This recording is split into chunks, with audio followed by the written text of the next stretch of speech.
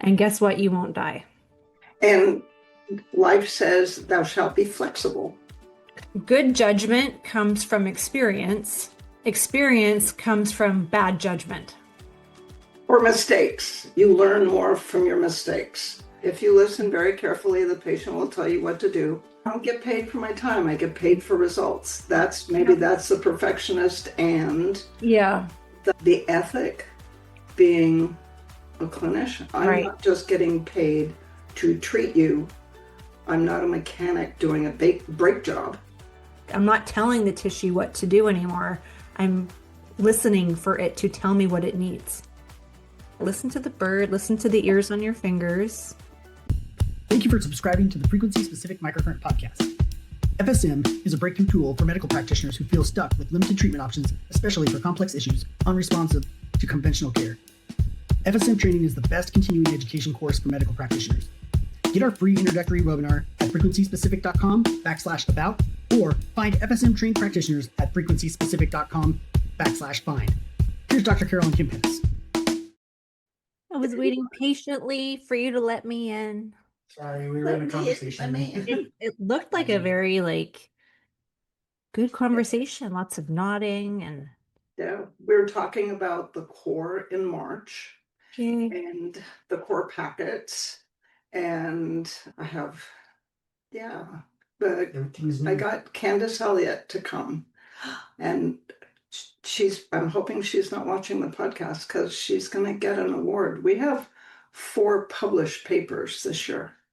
wow. And she didn't co-author them because she had the fire and then the flood and then it's been a thing.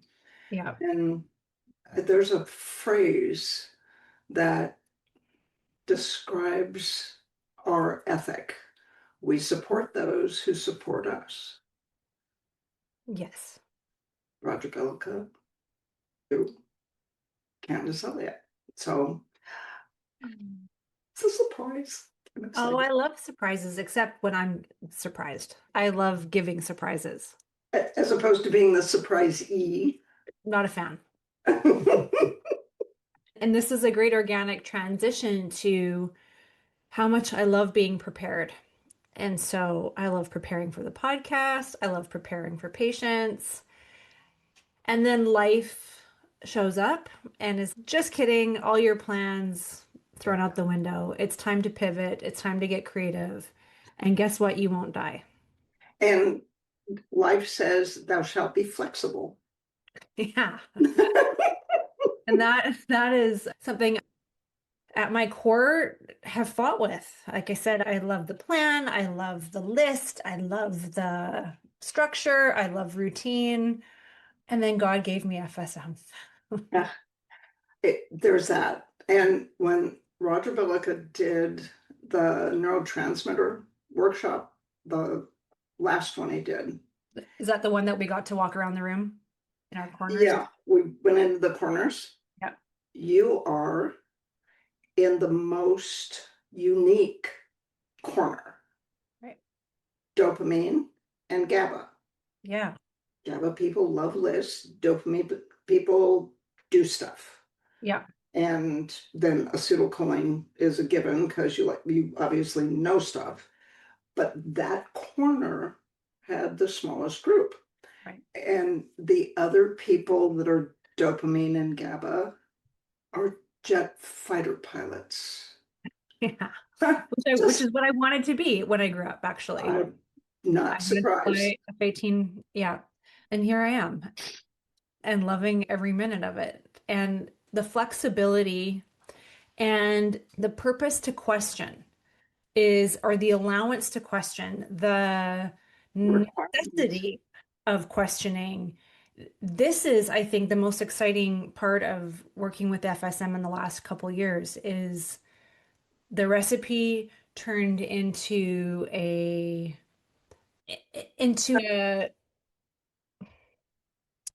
recipe turned into a chef.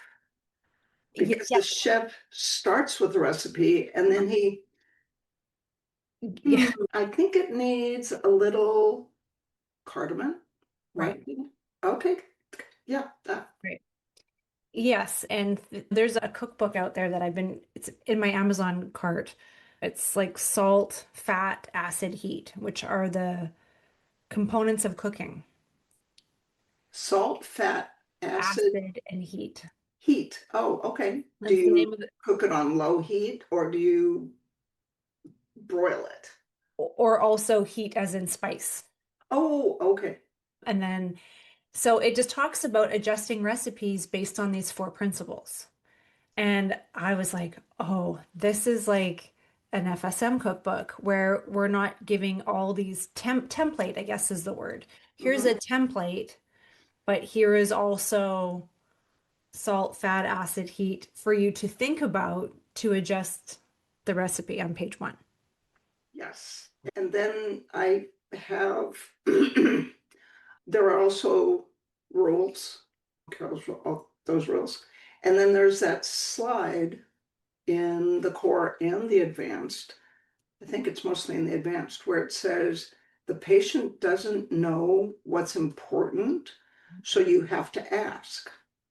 This week, I forgot that slide. And for an hour and a half, maybe 2 hours, went down the rabbit hole with a very complicated long COVID, no mold, just long COVID. And she went to bed one night, maybe 3, 4 weeks after she got COVID, went to bed one night and woke up at 3 o'clock in the morning with palpitations. And I said, was your heartbeat irregular? No, it was just really ferocious. It was strong and it was fast. I'm a runner, so my resting heartbeat is normally 60, and I was at 75 or 78, which wouldn't be high for a sedentary person. And so we went down I can't remember, it was 60 or 80, functional medicine, internal medicine, cardiology, respiratory, and she is an MD, boarded in sleep, internal medicine, and something else. So she's right, knows who to pick, had all the good stuff for 2 or 3 years. So we had all this background that we did in almost an hour and a half, 2 hours. And I didn't ask her. So we get up and I'm going to treat her vagus to slow her heart down and do this and that. And then she said, oh, I forgot to tell you what I did the day that I woke up. What I did that day when I woke up at 3 o'clock in the morning with a pounding heart. Oh, yeah. What happened just before? The patient had to tell me Right. what I did just before. And then she showed me, and she said, oh, I've always been flexible.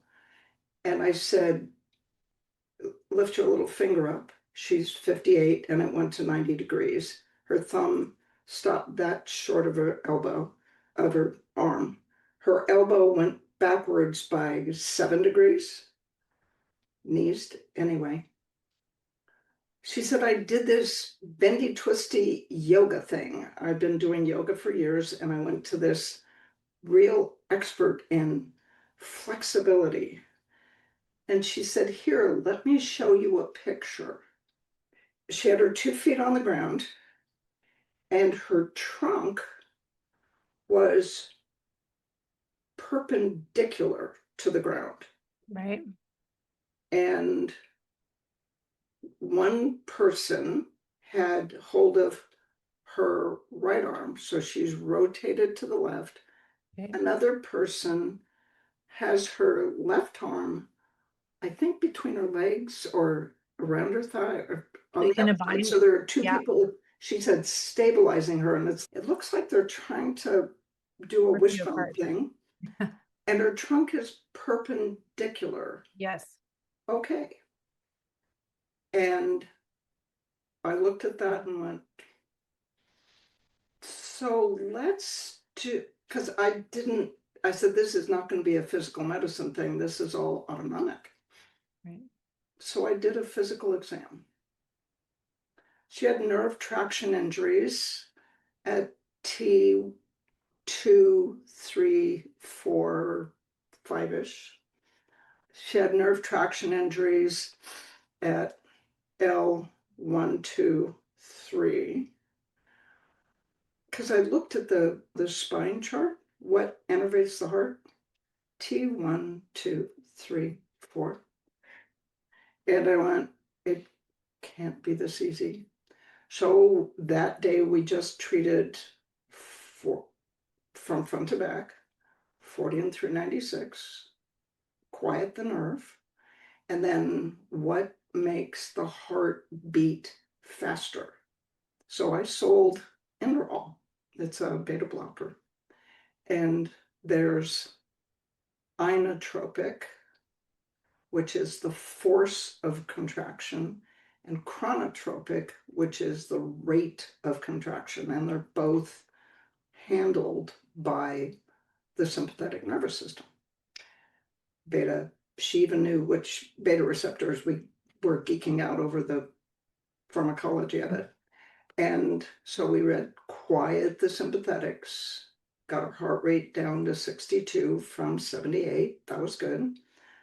Neck to feet, we ran torn and broken in the connective tissue because she's hypermobile. And then we ran concussion in vagus.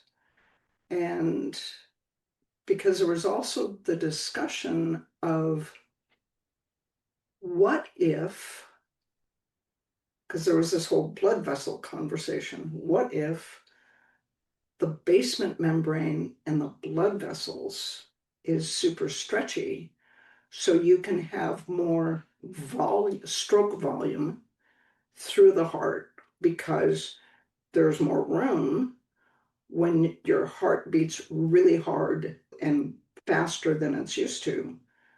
What if this hypermobility extends to your blood vessels and they can handle a bigger stroke volume? And she said, and oh yeah, I have this funny thing on the right side of my head where with my eyes closed, I get this visual like a lava lamp blobs with my eyes closed. Like you can see it and it's happening in your visual cortex. So the second day, I did the supine cervical practicum. Now, so this is me ratting myself out for being an idiot. When we talk about ligamentous laxity at C1, what happens if you're hypermobile and you do a thing with your head cranked this way, right? And C1 goes slightly to the right.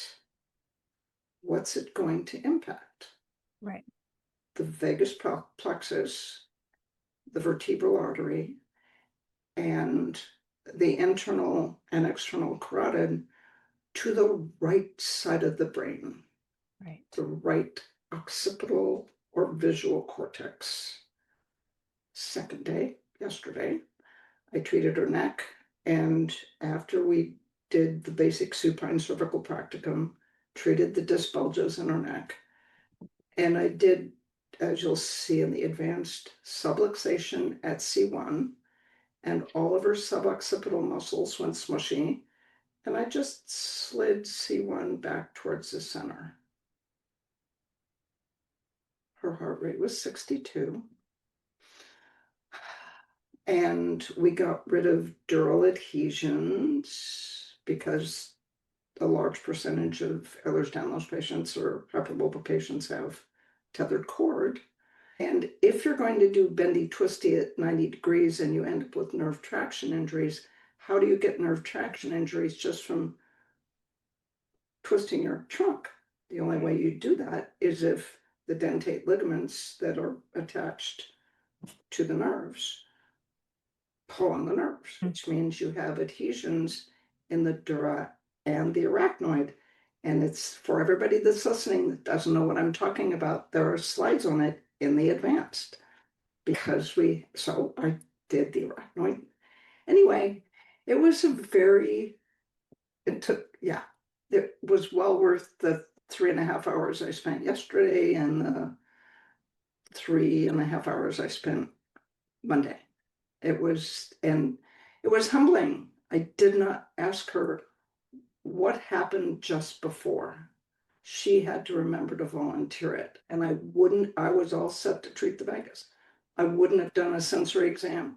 I wouldn't have found out that she had one bead of clonus on the right side. Right. That's going to transition me to a quote that I received from one of my favorite patients today. Oh, good. Good judgment comes from experience. Experience comes from bad judgment. Or mistakes. You learn more from your mistakes. And to go back to the first few minutes here, those of us who are perfectionists that like lists, that like to do a perfect job every single time, this modality humbles you because of all the options that you have, because of the trains of thought, because of experience, because of routine. You become stretched and pulled in directions that you had no idea you would be stretched and pulled into. And for me, when I have a patient, I want to feel that I'm in control and I know what's going on and they can trust me because I'm the professional and I know what I'm doing. And I've gotten to the point where I'm like, you know what? We're going to look up something together, me and you, because I don't, yeah. And there's nothing, I'm finally at the point after all these years where I don't feel less than because I don't know what direction these fibers run or what direction or what vessel is behind the structure that I'm feeling. And I think that actually really deepens the connection that you have with your patient. It's a team going through this, and I have this visual of this forest that we're going, the intrepid voyagers that we're going through together. And there's like the fascia tree, and there's the vessel tree, and there's the whatever Autonomic tree and the nervous system and the Right, and now you got to throw in the antibody lounge that you gave us last week, and so there's the whole lounge with the antibodies. there's just all these people and all these situations. well, and there's that slide that says start over. Yeah, And I listened to the history that she brought in, that those other, I swear to God, she said 90, but that sounds like a lot, but let's say 60 other physicians, that's the history that she brought in. yeah, And when I reacted to, I did this bendy twisty yoga thing, and she showed me 4 pictures of this pose. I went, oh my God, that's it. And she said, I have showed that picture to every single physician that I've seen in the last 2 years, and nobody said anything. They just like, yeah, whatever. I said, no, that's what's wrong. right. It's like COVID didn't help, but you had COVID 6 or 8 months before this. It might have contributed, Sure. but this is the problem. Right. And she went, oh, somebody listened to me. Or somebody was willing to go back and say, you know what, and this is going to lead me to a story that I could use some help with. Oh, good. When you have the point in your practice or your point in the assessments where there isn't a lot of change, and you say, okay, we got to start over. Start over. Hi, my name is Kim. Nice to meet you. And they're like, what? Are you okay? I'm like, yeah, we're starting over. So what's your Paul Hughes used to literally walk out the door, turn around, come back in. Let's Yeah. start over. And so I've somebody I've been working with, an athlete, high level endurance athlete that had what appeared to be a hamstring insertion tendinopathy. Is a cyclist, would obviously get irritated with the saddle. This person has tried everything. And when I mean everything I suggested, yep, tried it. Yep, tried it. very positive, very willing to do whatever it took. I went down right away that rabbit hole of everybody's going after the tendon. It's not the tendon doesn't get inflamed from outer space. Look down, look at the neighbors, treated everything I could think of. Nothing really worked, nothing really held. They had their own custom care. Pudendal nerve, Tried it. bursa. Yep. Went everywhere. Referred to my colleague who we get to hear talk about PRP and injection, Dr. Reynolds. Did orthobiologics. Came back to see me this week. No change. Nothing. And that same no change is like a 4-letter word, right? The S word, 4-letter word, same. Same. So literally that's what I did is, okay, we're starting over from scratch. And there was nothing new in the history. There was nothing really new in the exam, but 2 things stood out when I started my treatment over again. One was the story this person, and this is what I want to talk about a little bit of. There's some people that get really floaty on the table and some people who don't, right? And we have that kind of bell curve. I wonder if the people that don't get floaty, if we just haven't found it yet. Yeah, I'll go with that. What if everybody is supposed to get floaty and the ones that don't, we just haven't found it? Because for the first time, the last time I treated this person, when I changed a few things, I have to stop you for a second. I'm like, what? You know that feeling you keep asking me if I feel and I never feel? Like, yes, I'm feeling it. And no sooner did he say that, the whole adductor group just turned to pudding. It What'd was you that. do? Tell me. So again, going back to treating trauma first and thinking maybe there is a story that he just doesn't remember that set this all off. Endurance athletes are very stoic, like a lot of other athletes. They push through or blow through the stop signs just like every other athlete. Maybe there was a crash, maybe there was a tear, maybe there was something that he just is not trying to leave out, but has left out. So They just blow past it. It's, yeah, whatever. and then I obviously would go back and forth between alternating and positive. He always seemed to be positive. Changed the wave slope, went back to sharp wave slope. This has been around for a very long time. Something was scarred, was running trauma in the nerve, trauma in the fascia. Then I ran congestion in the fascia. Okay. Okay, I know what you mean, but Seriously? he just kept using these words. It feels like everything is just congested up there. I'm like, okay, you're saying it. Let's, If you listen very carefully, the patient will tell you what to do. perhaps it was that. I think a lot of it was running trauma first. I think really changing the wave slope to sharp, being very mindful of that. But there's an obturator release technique that we do. And it's so beautiful with FSM because it's one of those ischemic compressions that you have to be patient for and wait.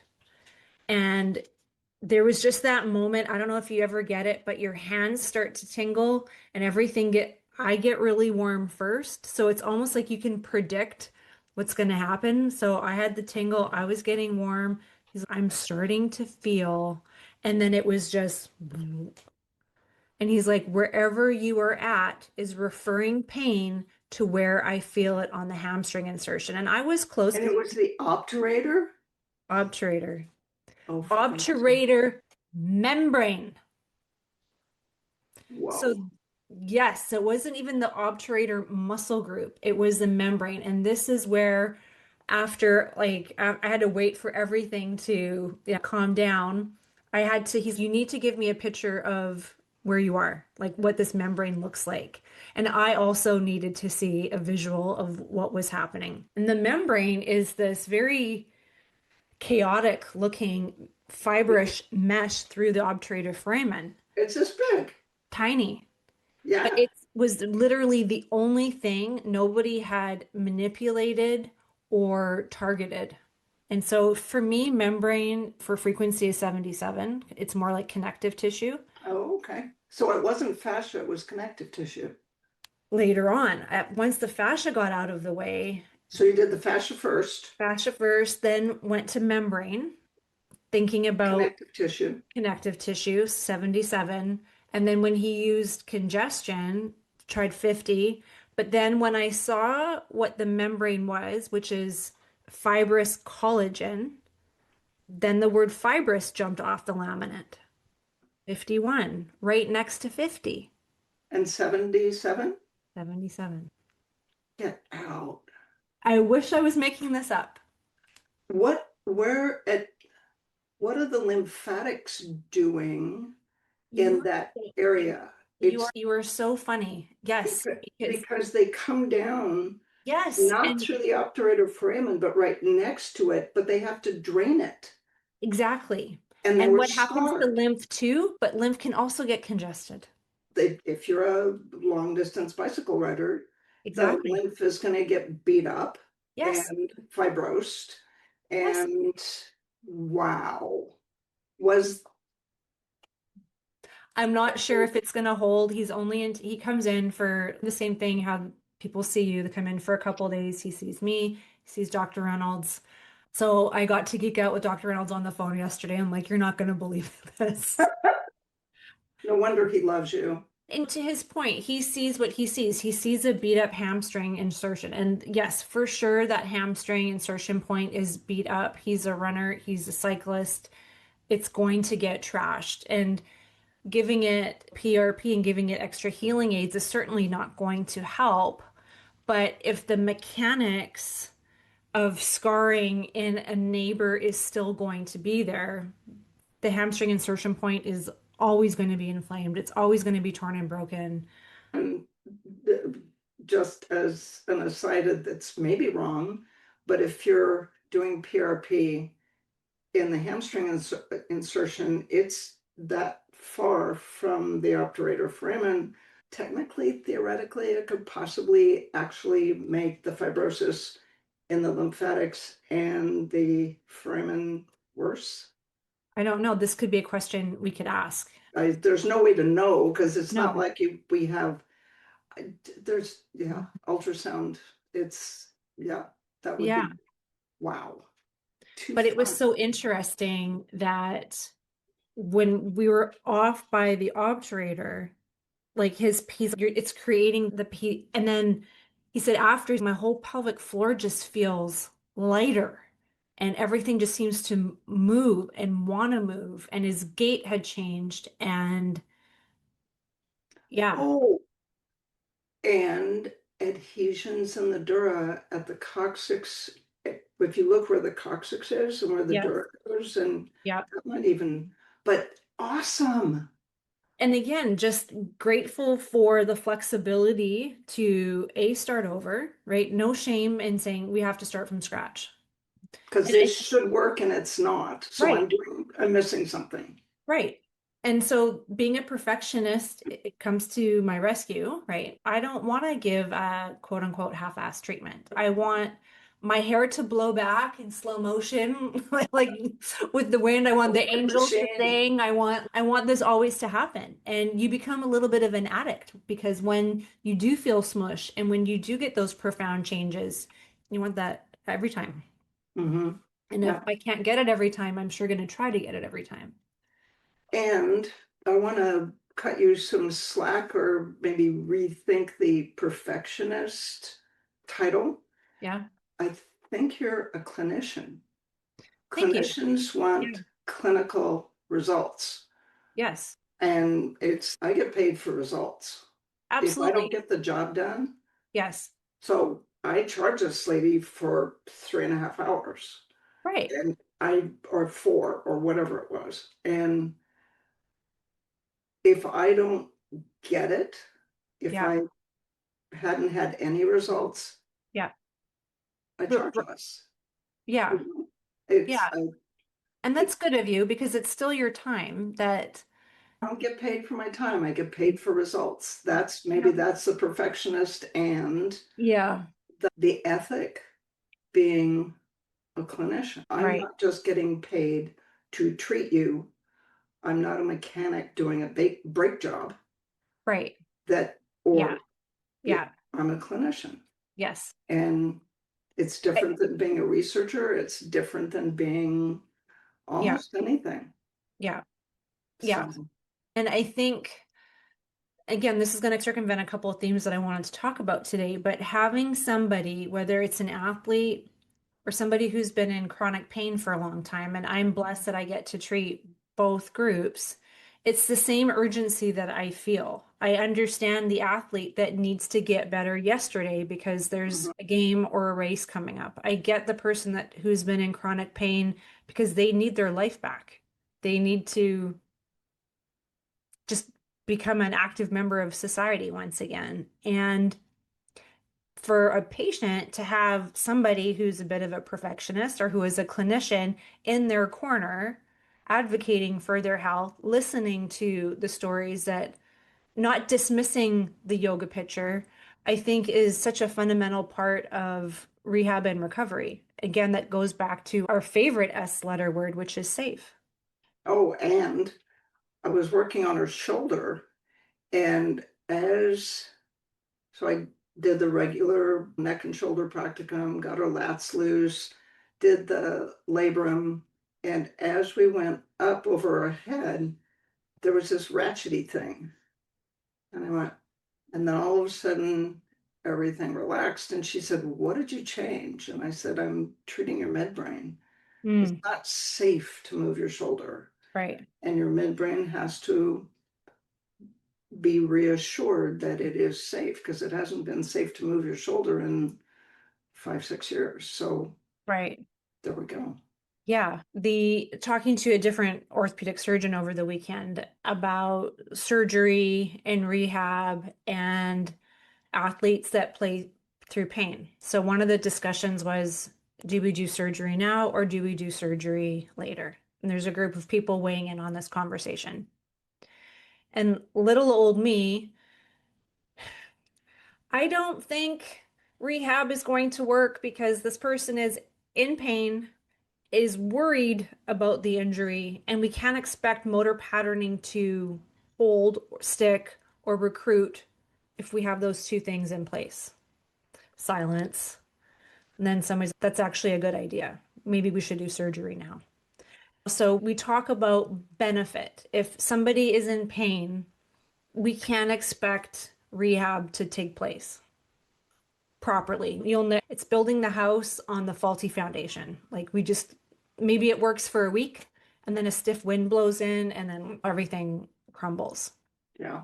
And when patients feel safe to tell us the story of the accident, the trauma, the abuse, the whatever it is, again, not your job to fix it or to give them advice, but to just hold the space for the story that you can start patching together Well, we the have a plan. way of treating it. It's like early childhood abuse. So I have a version of concussion in Vegas where 40 and 89 quiet the hippocampus runs 30 minutes. Right.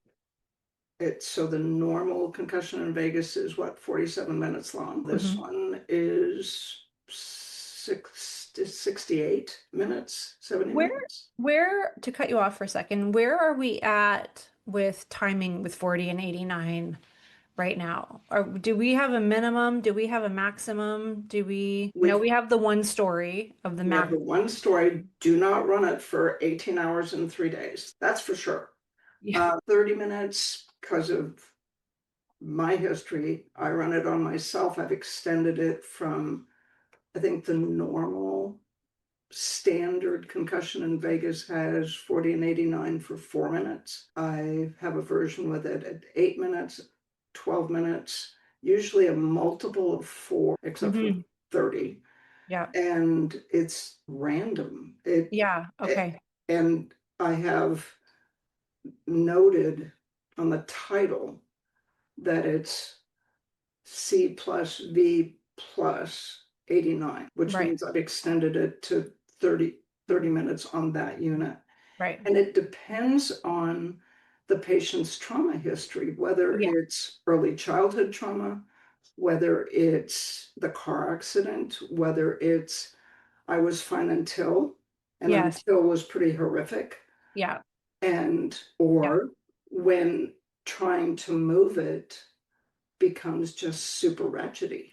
Or the preconceived idea, we talked about this one patient of mine that would always say before they would have to get off the table, oh, this is going to hurt. When they keep saying that, I know I need to keep running it. Yeah.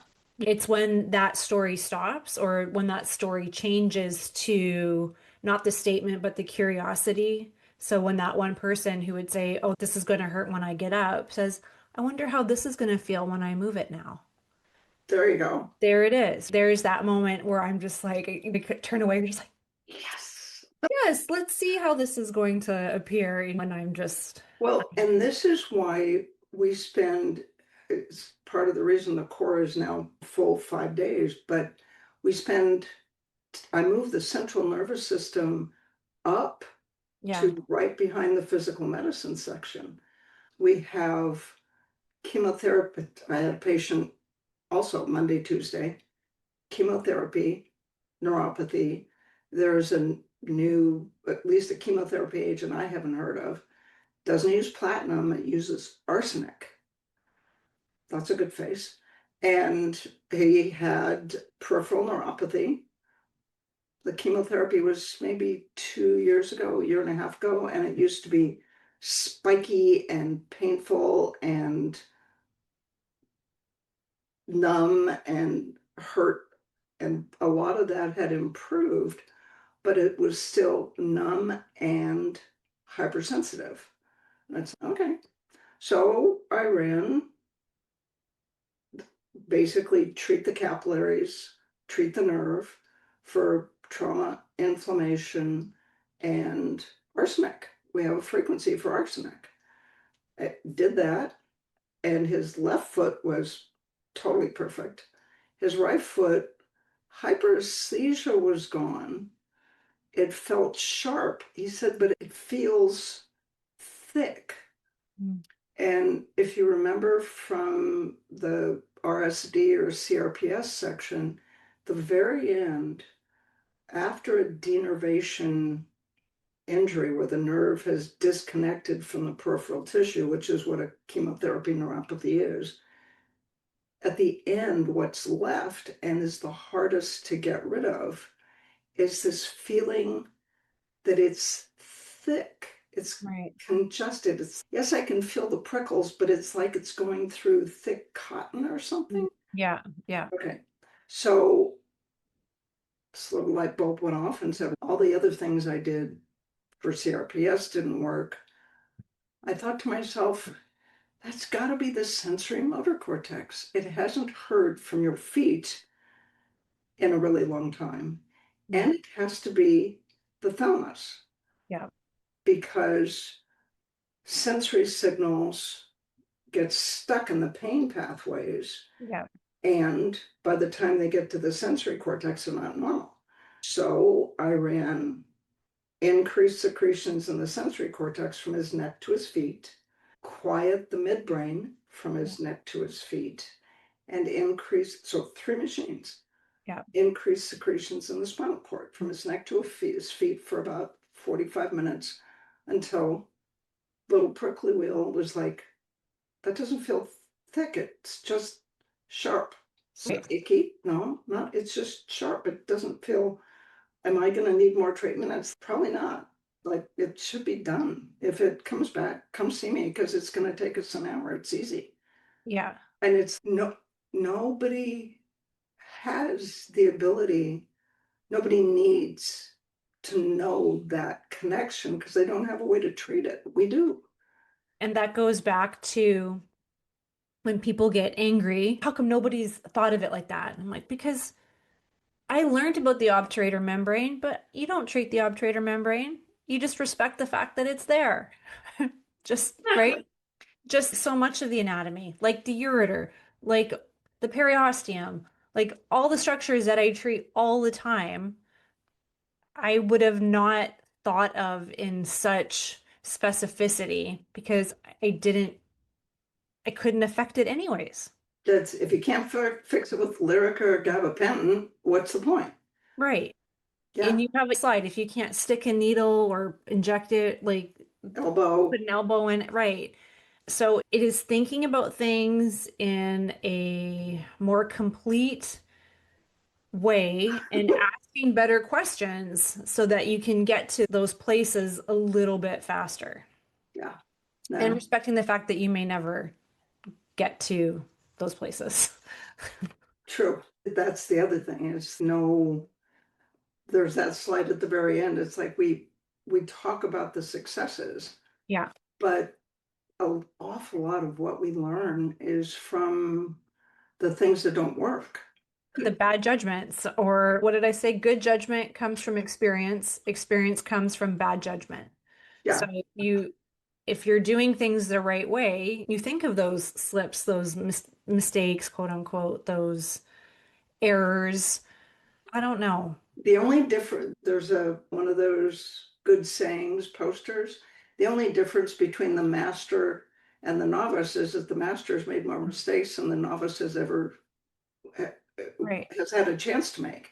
So you learn by doing, and so that's why the last one of the last slides in the core is just dive in, do it.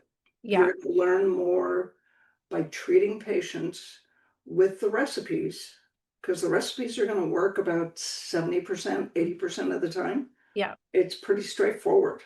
Right. Spine cervical practicum, neck and shoulder, Yeah. abdominal adhesions, all that. Yeah. That's about okay, 60, 70%, Yeah. 80% even.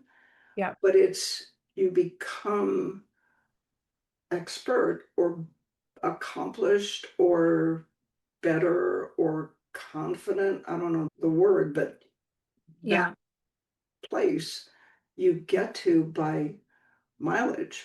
Yeah. And somebody said, "Boy, you're really good at this." And I said, "Man, you do something 300,000 times, you better get good at it or get another job." Yeah. Yeah, you just keep doing it. Yeah. You have to love it enough to it has to feed you. I think I get just as much out of a successful treatment as a patient or an athlete does, if not Well, more. And I know you're not supposed to get attached to the outcome, but as a human being, I do invest my time. I do deeply care about people. I think that does make me a good clinician. oh yeah. As long as I'm still measuring range of motion before and after. Oh, and by the way, the obturator membrane smushy whole thing, we increased internal rotation by about 5 to 10 degrees. It was substantial because we all know internal rotation of the hip is very small. And when you see it go, it's just Oh, like a holy cow. Both of us were just like, whoa. does that feel as good as that looks? Because that he's like, is it just me or does this left one now go further than the right? I'm like, yeah, we're gonna have to go back and fix the right one now. Yeah, because if you're riding a bicycle, you're mashing on both of them. So Well, it was so interesting. the success is when you have to change approach Yeah. and it gives you a success, Yeah. that sticks. Yeah. That sticks in your hippocampus. So the feel good, oh my gosh, we did it. Look what just happened.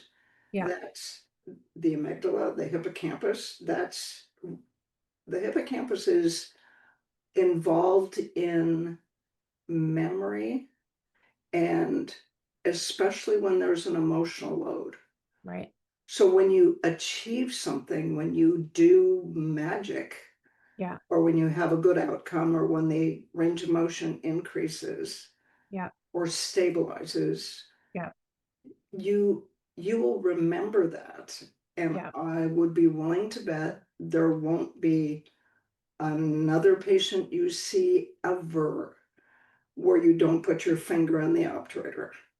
And it's one of my favorite techniques. It was part of my thesis. I did internal rotation restrictions of the hip, but seeing it and doing this was before FSM, right? Where you would just do the manipulation and wait and wait and wait. And then time was up and then you got out. This is a different experience because it's not just waiting, it's listening. Yeah. It's waiting for that feedback. It's hearing what's happening. It's sensing what's happening. It's less motor, more sensory. Like that's the only way I can explain it. When somebody asks me, how did your treatment change with FSM? I'm not telling the tissue what to do anymore. I'm listening for it to tell me what it needs. Oh, I love that. Thank you. That's a good way to put it. But Yeah. that's we talk about the eyeballs on your fingertips. There's also little ears. Yeah. It's talk to me. What do Talk you to need? me. Mommy's listening. Yeah. I have a couple questions. Hi, Leaf. Yes, Leaf mentioned, would it make good sense to throw in some good first with the obturator? And I had. So with athletes, I do see them almost like they're always at a deficit. Their tissue always needs something. So I have given them a lot of 49 first before I go in and take out the bad. So sometimes it's treating the trauma, sometimes it's treating the torn and broken, so 124. And yeah, giving them a lot of 49. So I had done this in the past and we weren't really getting anywhere. But thank you. That was absolutely that's a bilicaism. Give them the Yeah. good before you take out the bad. Yeah. Give them vitality. And Kate Adams, always have to remember that we're not fixing anyone. We're there to assist in their healing. Amen. Yeah. Sometimes resistance is coming from them as they're resisting or aren't quite ready yet to receive.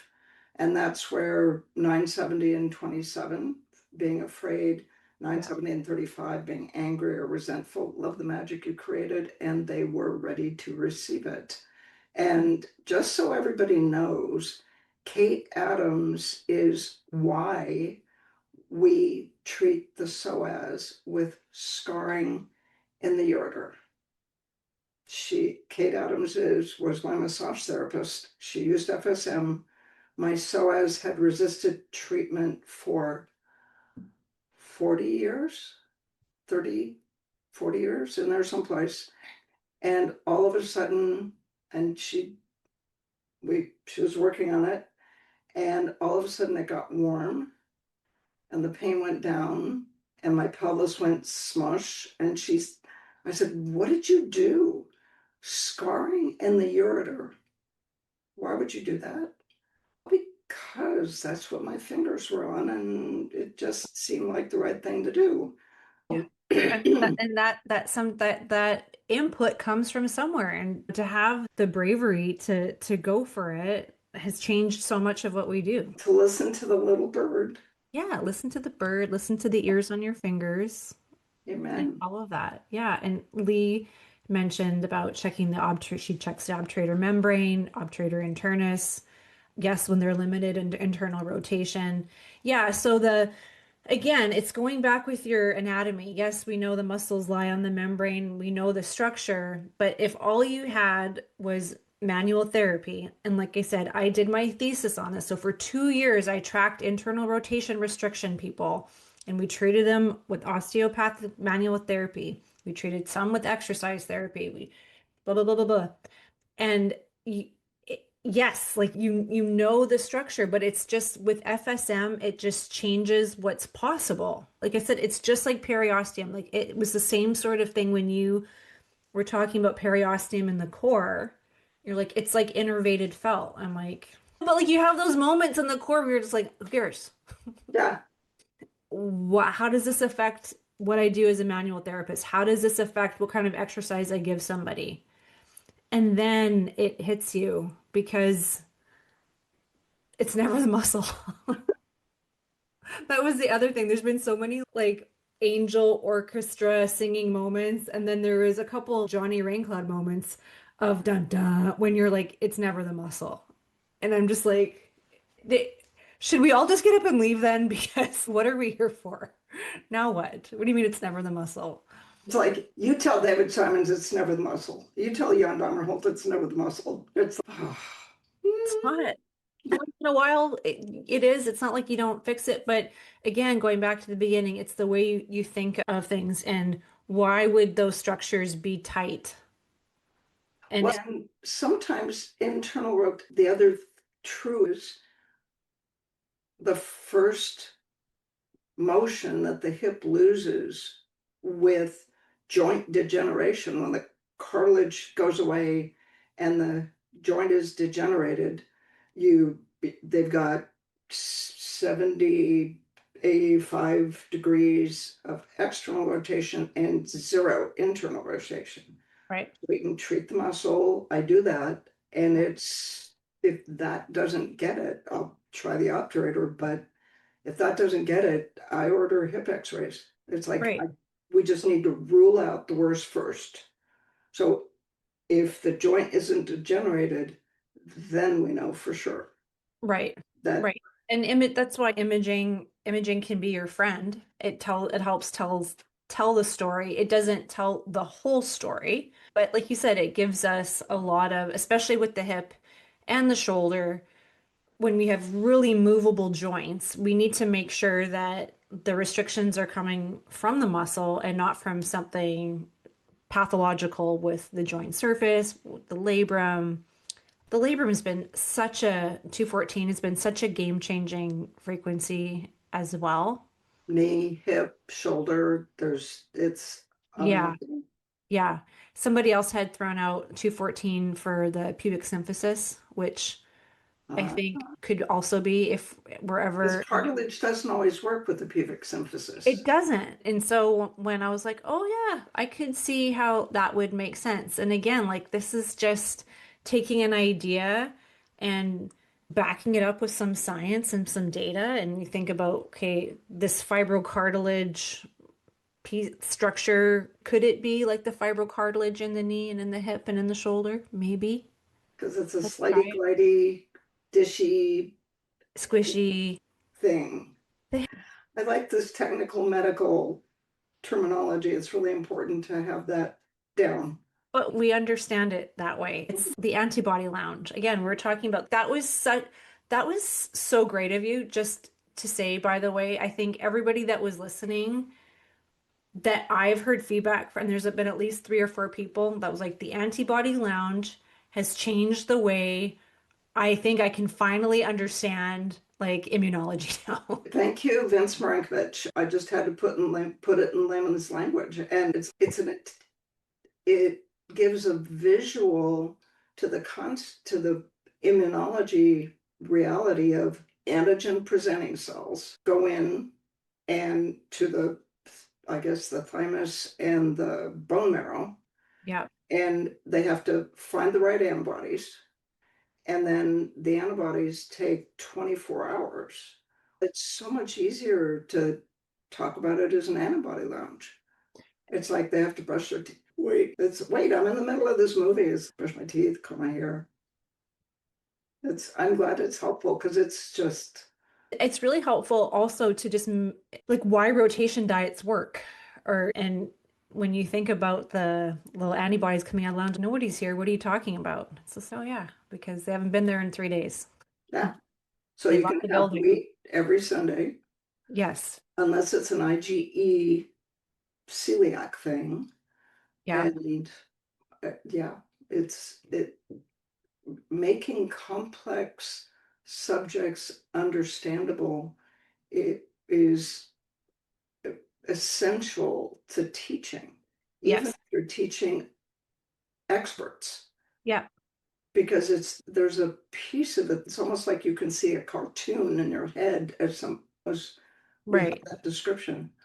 Yeah. Mm. And there's been so many, like I said, whether it's an anatomical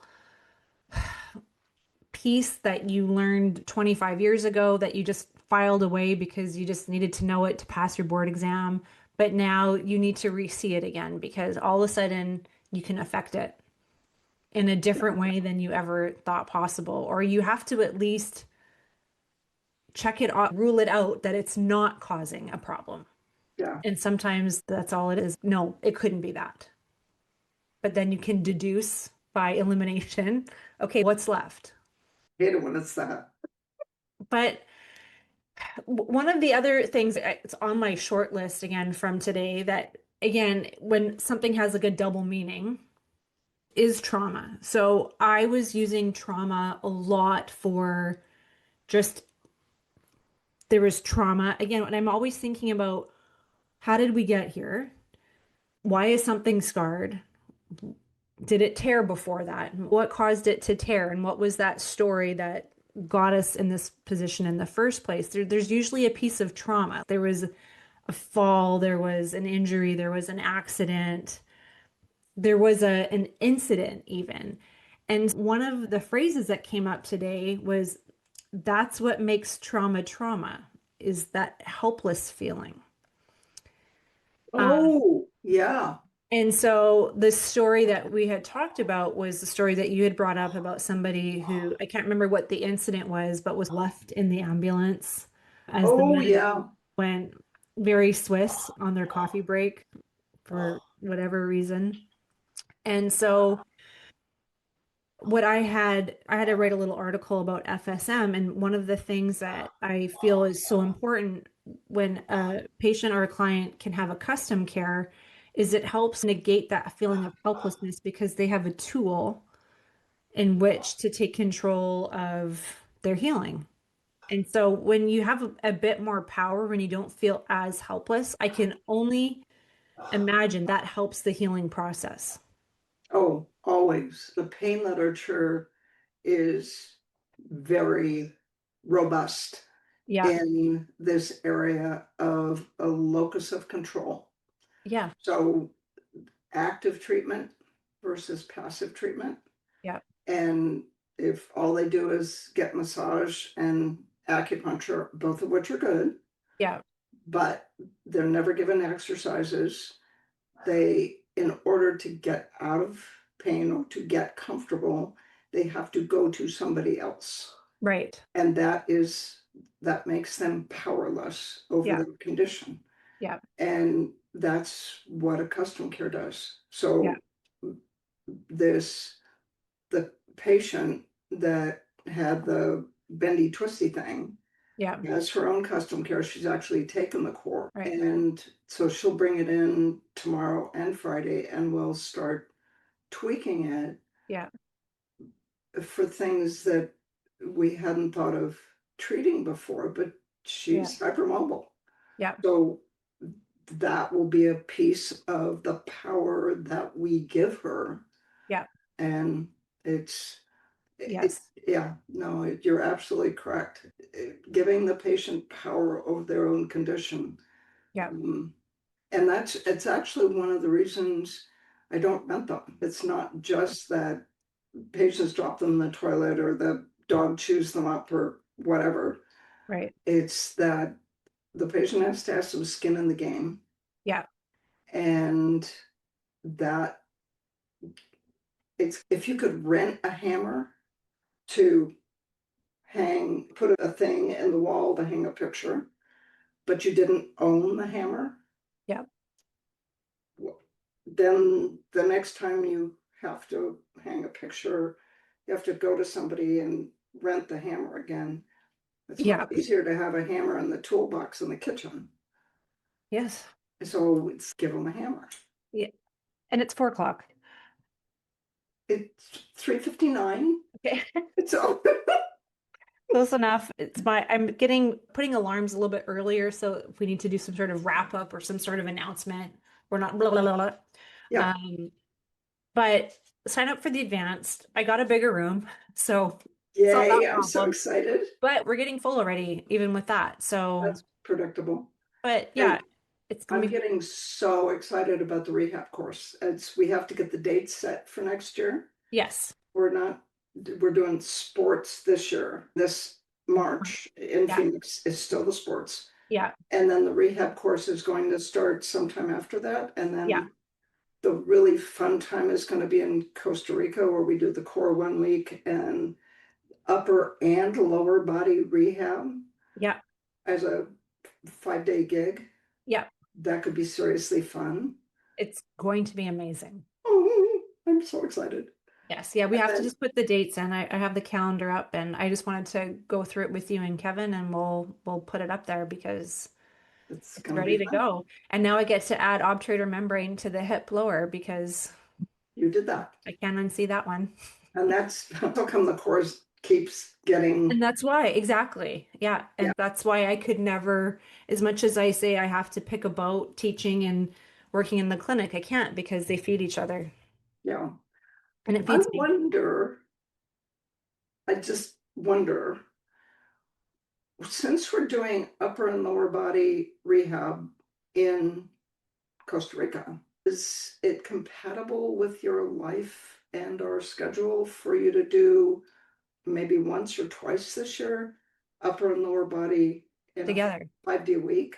Yeah, that's what I was going to send off because that's what I thought. Like, why not give people the option of doing it all together?